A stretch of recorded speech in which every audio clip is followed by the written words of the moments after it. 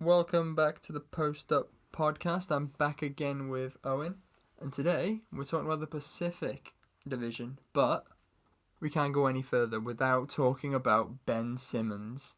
He finally made the shot. He's done it.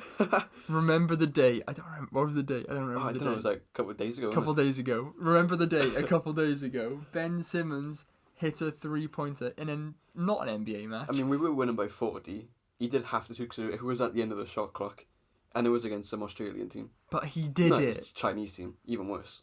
But he did it. He did it. That's what matters.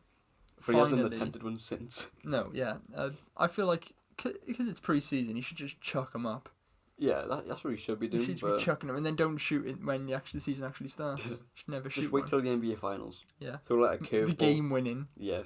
He just Kawhi. Remember the Kawhi shot. But this time it's Ben Simmons. But back to the main topic. Not this ain't the Ben Simmons fan club. Not yet anyway. I mean, it kind of is. Yeah. Not really for me. I mean, he's a decent bloke, I suppose, but it's mainly your guy. He's no shy. Yeah. Wait. No. Nah. But anyway, the Pacific Division. Probably the best division. The most competitive division. But they also have the worst team in the league in the division. That's what makes it fun. We'll start with the Clippers. The NBA champions. Should we just give them it now? No. There's a couple teams out west who could compete for it. Philly might do something. Probably not. Shut up. I mean, Philly's like the only challenger, the realistic challenger from the East. Maybe Milwaukee. Maybe, but unlikely. But to be fair to the Clippers, they're on their not really on their own merit because they stole other teams' players. Like at the end. But it is a good team. And when you add 2 top 5 players to your team, you're going to be good. I know, bringing in Patrick Beverley and Mo Harkless really did change the league. Yeah, bringing in 2 top 5 players, but it's not just 2 top 5 players, it's 2 excellent offensive and excellent defensive players. Players who fit together as well. Yeah. You know there's not going to be any problems, like, as we get to later, there might be problems with LeBron and Anthony Davis. What problems? There's no problems. They don't fit well. They're best mates. What are you talking about? No, they no don't. problem. There's no problems there. But anyway, the Clippers, they are rightly so the favourites to win a championship because they have the best team, they have the best bench. There's just too much talent there for it to go wrongly. It's the perfect blend of offense and defense. They've got Paul George, who career high'd last season in points. Kawhi, the first time he really carried a team, and he did it perfectly. Landry Shamet, last season, put up 10.9 points when he joined 45% from the Clippers. The Clippers. Mo Williams and Harrell off the bench. Who's Mo Williams? Who is he? Who's Mo? He's a point guard, isn't he? Is he? Yeah. Lou Williams and Montrezl Harrell off the bench. 20 points last season for Lou Williams. 18 for Harrell last season. 16 points for Montrezl Harrell last season. Just the amount of points that this team have, they should be putting up like 140 points a game. Like, you can see it, just one game against the Suns. Paul George will put up 30, Kawhi will put up 30, Shamet will put up 15, Mark, stop calling him Mo! Lou Williams will put up 26, and Harrell will put up like 18, and they'll win by 45 points, and Suns will score 100. And there's also such a good defensive team as well. Pat Beverley's probably the best defensive point guard. Paul George is second to Lonzo Ball. Yikes. And then you got PG and Kawhi, literally the 2 best perimeter defenders in the whole league. Like, they're going to lock teams up. They're going to outscore them, obviously, by about 50 every game. But the only thing that could hold the team back is health. You know, Paul George, his shoulder, how long has his shoulder been hurting? Since the start of last season? Since he joined OKC, I think he's ruined it. And he's still suffering. He's going to be missing the start of the season. Kawhi, you know he's only going to play 60 games because of the load management. Lou Will, he's in his mid-30s now, so there is like a downside. But again, there's too much talent. Yeah. Even if Paul George steps out for 6 games, Lou Williams can come in and fill in. The same with Kawhi. But this team's really all brought together by one man. Zubac. He's the perfect blend of offense and defense, and can easily put up 20 and 10 this season. Okay, maybe not that far. He hasn't got a chance to put up 20 points. He'll be shooting like twice a game. The only point Zubac is getting in this team is putback dunks from when somebody misses. Yeah. He's not getting any other points. But he is a good centre. But that's the type of centre they need. Just a low maintenance centre. Yeah. Somebody will just stand under the rim and they've probably just got tackle for. Yeah. 7'5", stand under the rim and just tip it back in when they need to. Yeah. Or grab it and throw out for another 3. But I mean, there's like so much to say about this team, and then very little to say about this team. They're just so good. You just know they're going to be good. Yeah, it's just... There's no reason to be concerned, really, apart from injuries. The only good thing for other teams is possibly, at some point, Magruder and Patterson are going to be on the court, and then you can just attack them, because they're both awful. Yeah, but then again, I'm sure Doc Rivers wouldn't put any of the bad players in the game without PG or Kawhi in the game. You would hope so. So, it's going to be tough. From a Clippers perspective, you just hope the injuries don't get so bad that Magruder starts playing a lot of minutes. And Patterson. In the draft, they picked up Kabengele at 27. What do you know about him, Draft King? Basically, he can shoot good and he can block. That's it. He do shoot, he do block, he protect, he attack. That's what he does. You know what you're gonna get. Yeah. I mean, when you put him at centre, then you have everyone on the floor can all shoot very well. Then, in the second round, selecting Terrence Mann. In the summer league, he looked like a stud. He was throwing no-look passes. He could score. So they had a solid draft, about as good as you can get considering where they were picking. Yeah, well done to the Clippers. Yep. Last season's record, obviously they got into the playoffs. They fought bravely against Golden State, which I also predicted. Everybody was saying they'll sweep them, I said don't sweep them because the bench of the Clippers is too good. Was I right? I was right. Very, very rare time I was right, but I was right. So last season they got 48 wins and a first round knockout. How do you see them winning it this year? Well, if Kawhi and PG played every single game fully healthy, they would win 65 games. But PG's going to miss 15 to 20 games. Kawhi is going to miss a lot due to load management. So I got him in the 56 win range. Yeah, it's like if PG and Kawhi play every single game, you're looking at... Yeah. Are they better than the Golden State team that got 72 wins? That Warriors team had like chemistry on an ungodly level. Yeah. Where this Clippers team, then they haven't got that chemistry since they just joined each other. So I don't know, but you never know.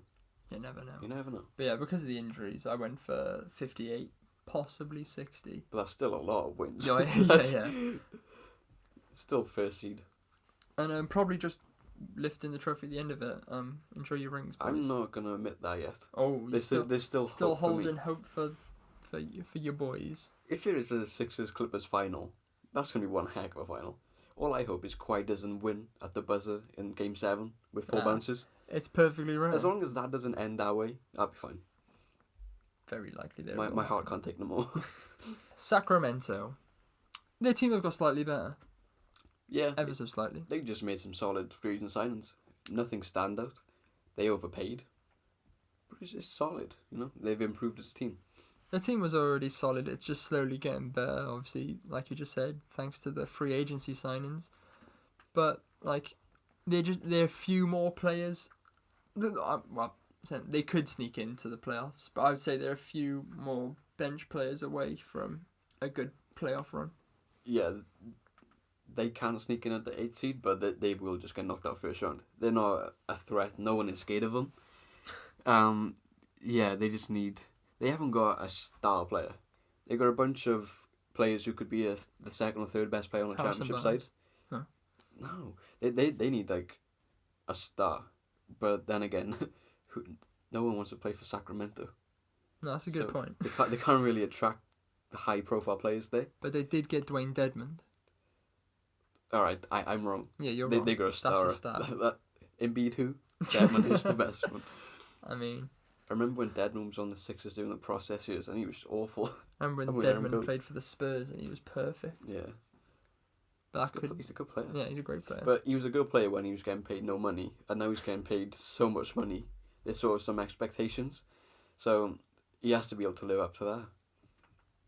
I feel like you have like a vendetta against any players that start earning money, so you just assume they're gonna stop trying. But that does happen, doesn't it? Yeah, but not every single player. Not every player, but now there's expectations for him to. Well, he needs to be good. Because before there was no pressure on him, he could play freely. But is there any pressure on this team? Are they expected to make the playoffs? I think they expect themselves to make it because they want to progress every year. They finished in 9th seed last year, so obviously the gradual progression is to make the playoffs, and I think they would be disappointed if they missed out again. Yeah, I feel like they're in a good spot though, because then by outside of Sacramento, they're not expected to make the playoffs. So I feel like if they expect themselves to get there and they don't get there, it'll be like, oh, never mind, we'll go again next season. But if they do get there, it'll be like, wow, what a surprise. Like, what a great season it's been. So they're in a nice spot where they won't get like attacked if they don't finish in the playoffs, and they'll get highly praised if they do. Mm. And it's not just the starting five that's great. They've brought in some great players on the bench. Joseph, Ariza, Holmes, all decent players that can do a job for them. Obviously, they got Bogdanovic, who put up 14 points a game last season. So it's just solid, isn't it? I quite like this team. Yeah, you know they're gonna be decent. They're not gonna like send waves throughout the NBA, but they're just gonna be there, just there, you know. Yeah. Average. With room for improvement because their two best players. Well, Hield's not young anymore. He's 27, but is he that old? he's old. Jesus. But De'Aaron Fox, you know, he's got a fairly high ceiling. You know, John Wall. I think he can. Yeah, I've heard of him. he can get to that level. I think one day, maybe a bit better. Injured on a lot of money. Hopefully not, but just a good defender and very fast. Last season, like you said, they finished in the 9th seed with 39 wins. How about this season? I think they're gonna go above 500 and get 42 wins. 500? There's only 82 games in a season. No. You know 500 is like even. I know. Yeah. I was making a joke. Making jokes. Yeah, so I think they're going to go above 500 and get 42 wins. Yeah, I think 40 wins is the minimum. But to get into the playoffs in the West, you have to go above 500. So it's a big target, but again, 39 wins last season. They need to improve on that. Yeah, I got them down for 40 wins purely because you said it's their minimum. I feel like if injuries start coming in, they could be in a bit of trouble. Yeah. They don't have necessarily the biggest depth. They have like a decent amount of depth, so they've got players like to come straight in, but it doesn't go that deep. They're no Clippers. Oh no, nowhere close. Obviously. Moving back down to LA and the Lakers. People are thinking they can get to the finals. It's because they got LeBron. I'm so low on this team. All LeBron sexuals love it. I know, but like last year, there's so much room for this to become a dumpster fire again. You know, AD with his wrist injury, it's a sort of injury that's it's gonna linger around all season long. He's not gonna be 100% at all for the whole season. Boogie out for the whole season. Kyle Kuzma, his injury is worse than what they're saying. He's gonna miss the start of the season. And they're gonna get to November, December, and they're still not gonna know how to play with each other. And then LeBron is gonna start sagging off on defense. He's not gonna try. AD's gonna get mad. Rondo's gonna throw a fist at someone, and then JaVale McGee's gonna go on Shaqtin' Fool again, and he's just gonna be a joke again. So, Danny Green's there though. He's gonna shoot well. He might be a silver lining. He's the only player there that's gonna. Yeah. Gonna impress. Dwight Howard, why? He's not good anymore. If this was 2012, this would be a very good team. But we're in 2019 now, so yeah, they will make the playoffs. Well, I'm not even going to say that. They might make the playoffs, but if they didn't make the playoffs, it wouldn't surprise me. So basically, It's going to be exactly the same as last season, with just a couple of new faces. It could be the same as last season.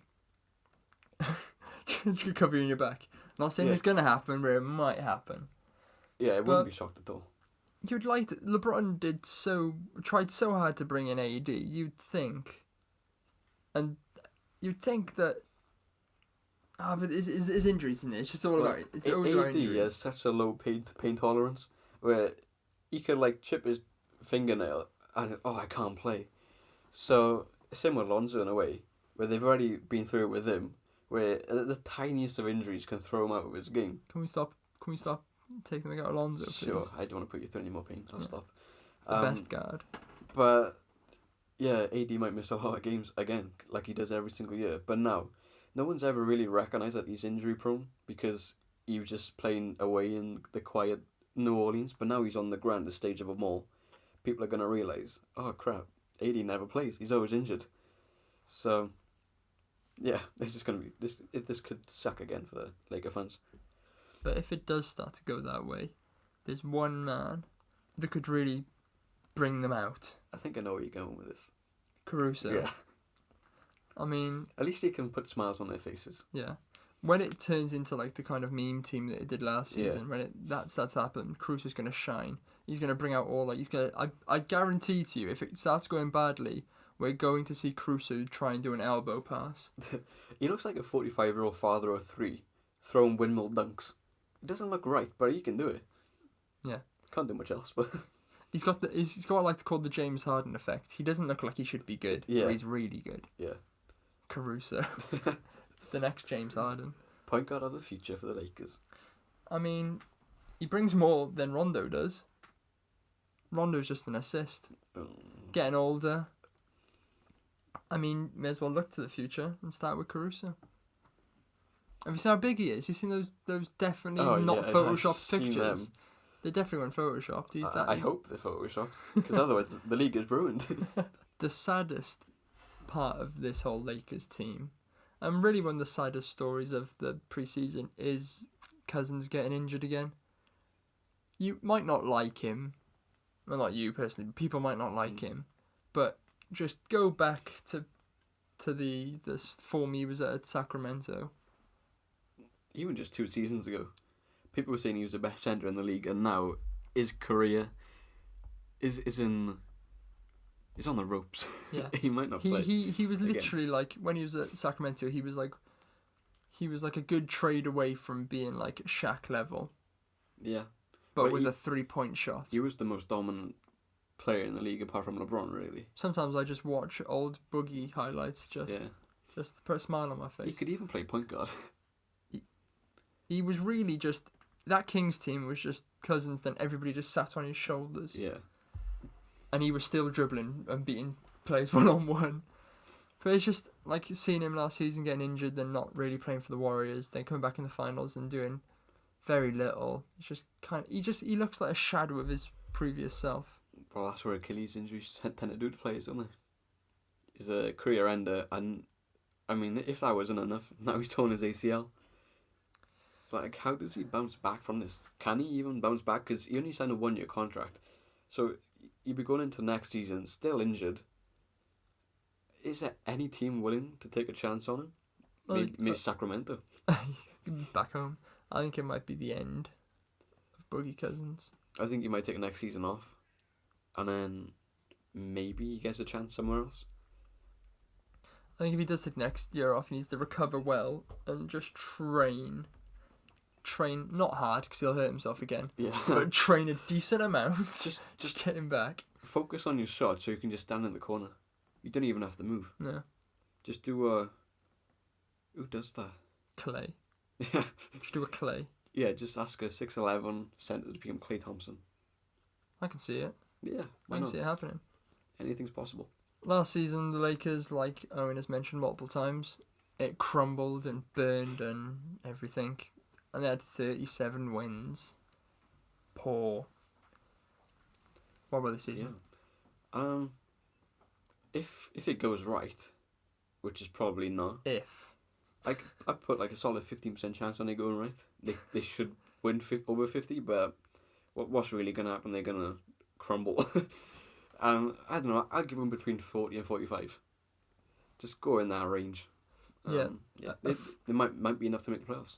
A fully fit team for the full 82 games, you could see them finishing like the top 3 seed. But the likelihood of the injuries. And LeBron's defense alone. Yeah, and how LeBron kind of just gave up towards the end of the season last year.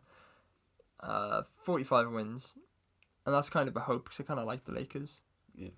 And since the Thunder are not going to do anything this season, I need to find like another team to kind of just hope for the best for. So yeah, 45 wins, hopefully. Moving on to the worst team in the NBA for about, 10 years now? It feels like 10 years. Yeah. Phoenix Suns. 0 wins, onto the Warriors. I feel sorry for their fans. I don't. Because their owner has been so bad. He just doesn't help them. And like, they had one good season back in, I think, 2013, maybe 2014. But since then, it's just been a very fast decline. And now they've been one of the worst, 3 worst teams in the league. I can't see a change either. But to be fair, the starting 5 isn't that bad. Ricky Rubio's a good point guard. Booker's a great shooter. Kelly Oubre is a decent small forward. Saric was good when he was at the 76ers. And Ayton's could be a really dominant guy, big man. You say Booker's a good shooter. Do you see where he shot last year? No. 32%. Alright, but I think Booker's shooting consistently because he has to take 50 shots a game. that's because the the Suns problem are with awful. Booker. He takes so many stupid shots. Like, if he played the role that he's supposed to, like Landry Shamet, he would probably shoot 40-45% from 3. But for whatever reason, wherever coach it was from like 3 seasons ago, he thought Booker was going to be a star, so he just passed the ball to Booker. And now his ego's too big to take a lesser role. Well, he did prep a 62-point game. And a 70-point game. Quality. But the Suns will never win, or they'll never be good enough for a championship for as long as he's their best player. He has to be the 3rd or 4th option. No, yeah. He really should have tried to force a move by now.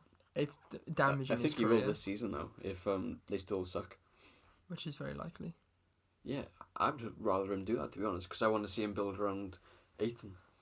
What's Ayton's ceiling? Top 5 centre. Multiple time All-Star. But like last season, he didn't even have a point guard. Now he has arguably a top 5 playmaker in the league.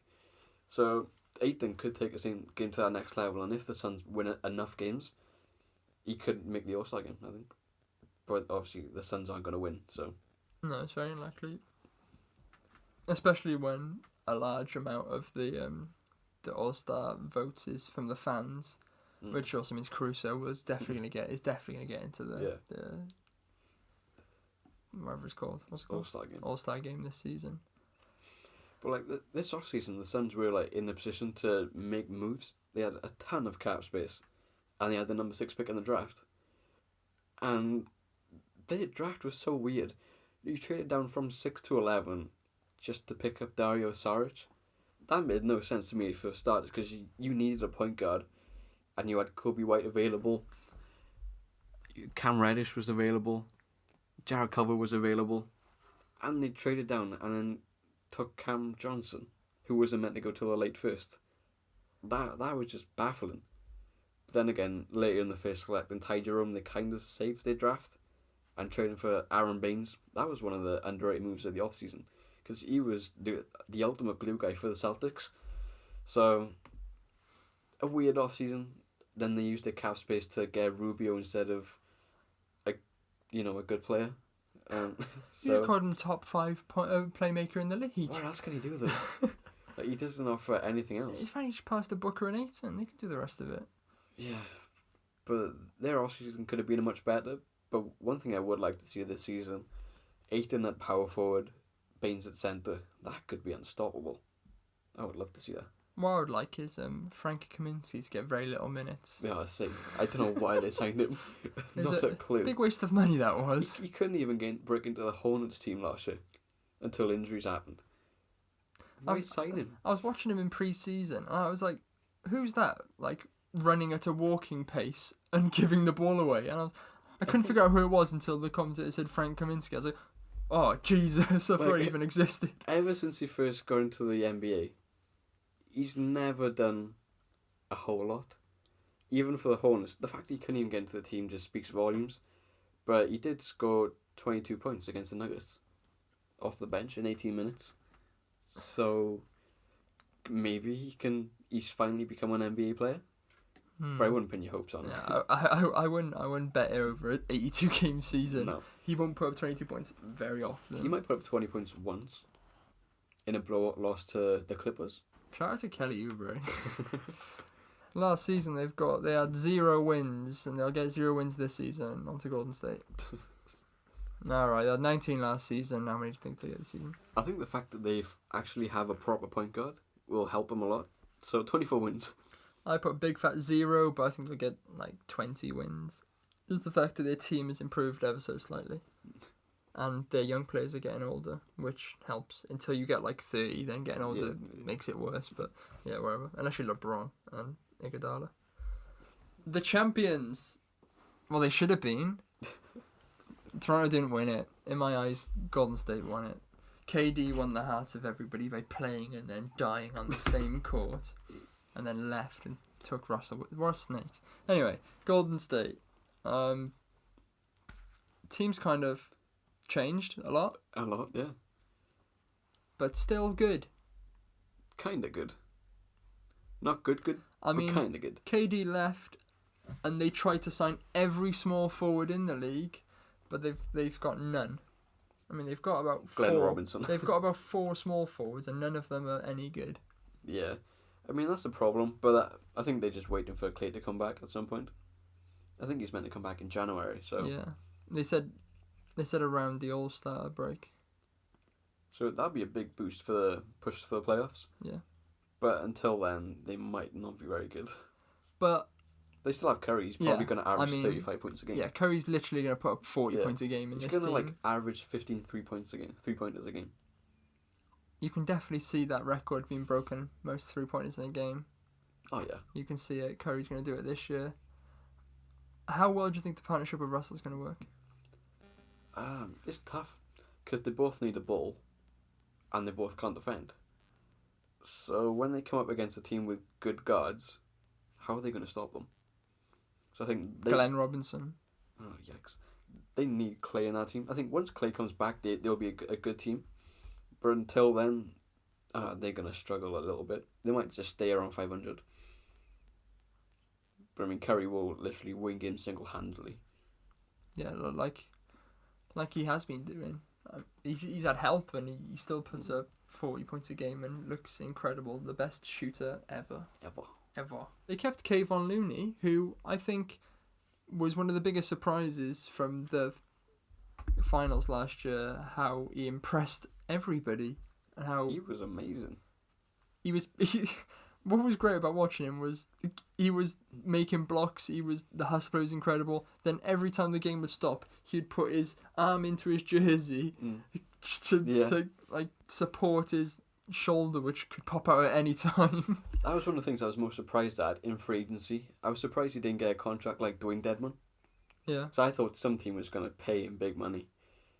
But no, he just went back to the Warriors. Especially with Iguodala leaving the Warriors, they needed to keep somebody like Looney. But obviously not on the same defensive level as Iguodala, but hustle play and just grit that him and Draymond Green would get you in playoff games is worth keeping. And surprisingly for a team that got to the finals, they also drafted really well. Yeah, when they drafted him, I was like, whoa, what, this early? Like, you could have got him mid-second round.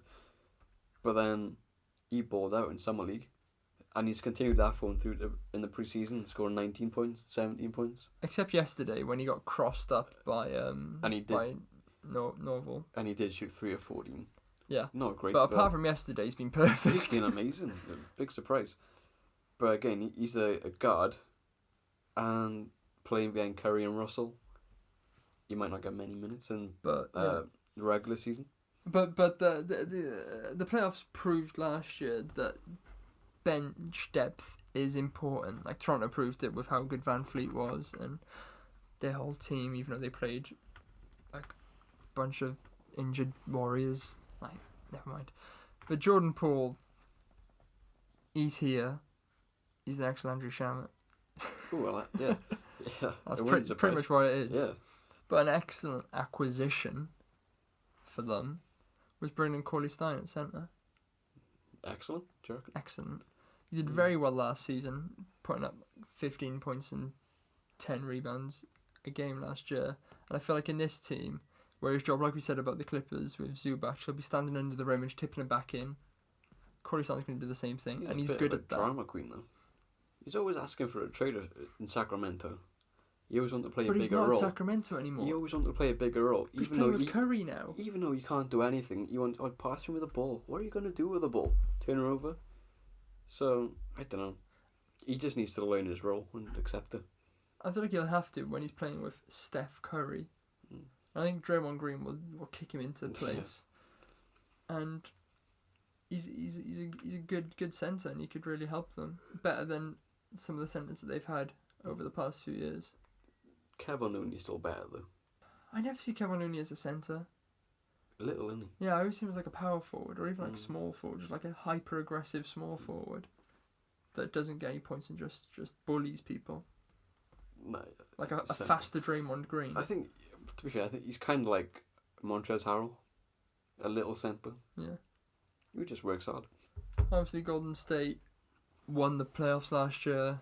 I'm not in denial. Golden State lost the playoff final last year, losing to Toronto.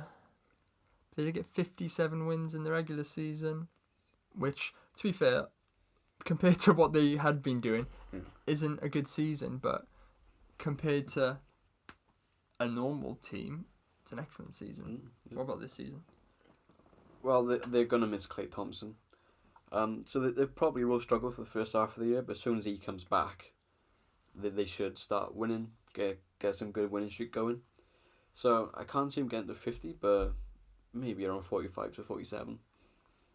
Yeah, I kind of agree. High 40s, I got them just purely because Curry is good enough to carry any team, to blow out any team. Maybe except the Clippers this season. But he is injury prone, so if he gets injured, the season is a write-off for them. Yeah, if he gets a long-term injury. Because his ankle's been giving him some problems the last couple of seasons. Again. Oh, yeah. So if that happens, it'll just be like Russell at the Nets last season. Tank. Just get wherever pick you can. No tank. And just give Jordan Poole the ball if that happens. Let him shoot 30 times a game. That's all we want to see, really.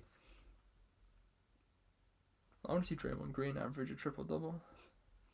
No, he's like Lonzo. Triple singles. 10-10-10 he's going to get. Lonzo and Draymond will average 10-10-10 this season. Thanks for listening to this episode of the Post Up Podcast episode. We're just going to talk about the divisions, MVP, defensive player, rookie, six man. Everything. All the awards, we'll cover them. And then the week after, the season starts and it gets exciting. If you're listening on YouTube, go and listen to SoundCloud. If you're listening on SoundCloud, go and listen to YouTube. Subscribe, like, all those things that you can do on each of those platforms. Thanks for listening. Bye. Next week, we're weekly now, season starting. Next week, the season starts on a Tuesday. We record these on Tuesday, so it's going to be a predictions